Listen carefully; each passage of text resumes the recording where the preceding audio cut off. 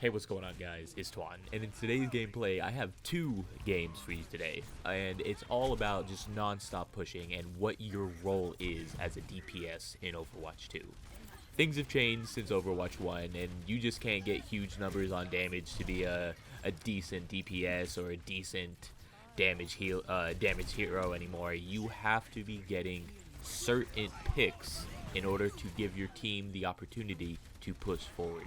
I'm not talking just kills in general. I'm talking you need to be able to focus and choose who you're picking off, and to have the skill and ability to pretty much back up the talk. You know, you need to be able to actually hit your shots and get these heroes and get these picks that your team needs to have the confidence to push forward. In this first game that I got with you guys, I'm playing McCree, and I'm trying my best to convince this Rhine to push forward.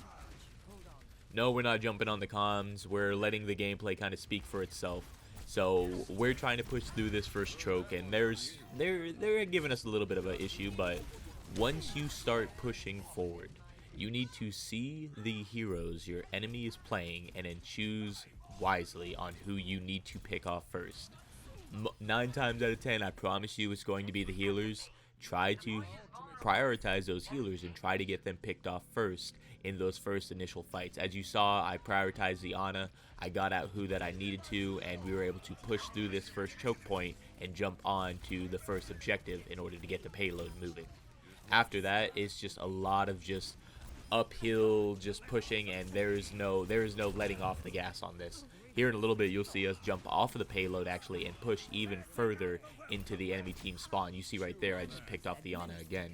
But only one of our teammates right now is on the payload. Everyone else is pushing forward.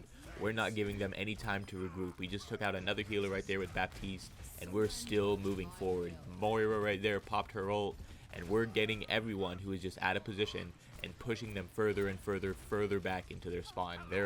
They have no opportunity to really move forward. Right here is a little it's a little thrown ult. I'm just using it to kind of gather space, but wasn't able to get any kind of picks with that one, and that's kind of unfortunate, but it is what it is.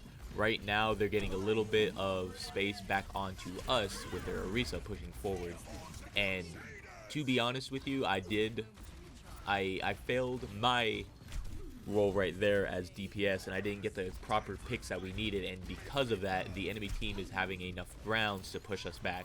But here in a second, we realize that the payload has caught up to us, and we're going to start making some plays in order to push again. So we see our Rhine being super aggressive right now. We know the Orisa is purple, and we can just kind of do whatever we need to. But I hear a Junkrat's ult off to the back, so we have to prioritize that first. And then after that, we're just going to...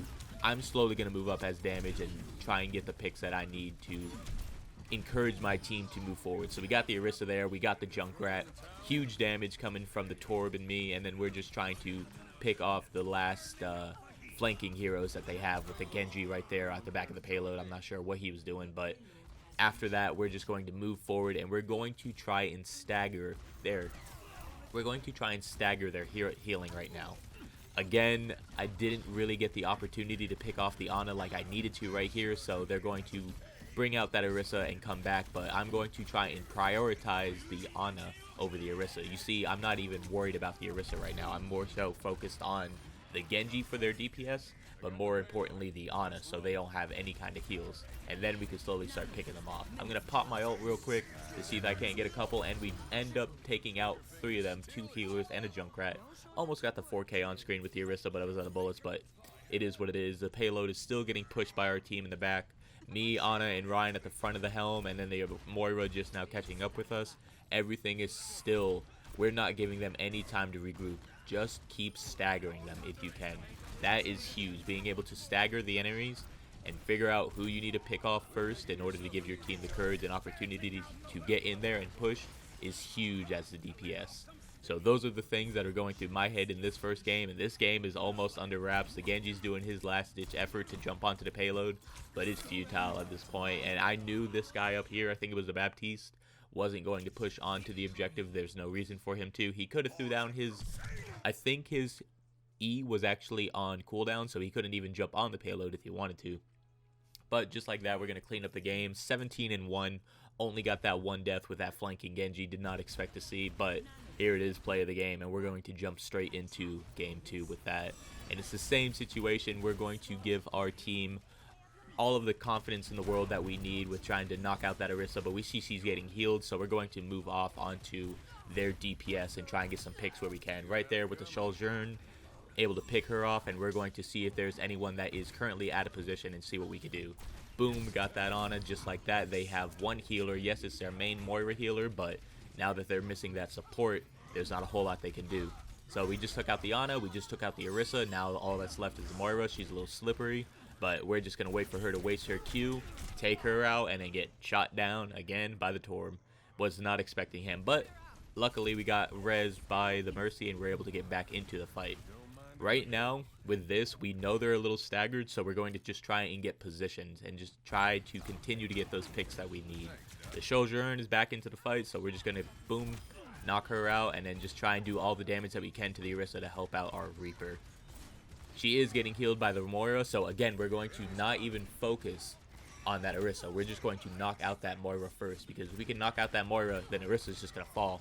We have overwhelming numbers. There's not much she can do. We see the Ana just now got back into the fight, so we're going to do what we can with her. But again, we're not prioritizing that Orisa. We don't need to focus on her. We need to get the picks that we need to allow our team to have the confidence that they need to push forward. That is the job of DPS, and I cannot stress that enough. We know we have ult in our left pocket, so we're going to hold on to that for now and maybe see if we can't find us an opportunity to use it. But not gonna lie to you, here in this little bit, we're going to be at a little weird positioning because we can't really get too many picks, but we're going to knock out this Torbjorn real quick. See, because he's just overextended and there's no reason for him to be where he was at. He was just trying his best, and now the Moira's overextended. Again, we're staggering the enemies as best as we can. One healer's down, the other one should be coming up. Again, they're staggered, so we're going to try and find the Ana as best as we can. Orisa is slowly getting back onto the point, but she got no support whatsoever that we see. We hear one enemy off to the side, but we're not going to worry about them too much. We're just going to try and keep an eye on them. There's the Moira, there's the Orisa, she falls. The Torb is finally back, and we're going to just push them back right now with our ult, and luckily we got 2 picks. They switched to a Hanzo, keep that in mind. Moira, again, staggered and just kind of lost. She's doing whatever she can to stop the payload, but this train's not stopping. We got full force, full steam ahead, having no issues right now, staggering the enemies. Again, staggering them. We know this Reinhardt's going to do what he can to try and stop the payload, but there's not much he can do against a full stacked team.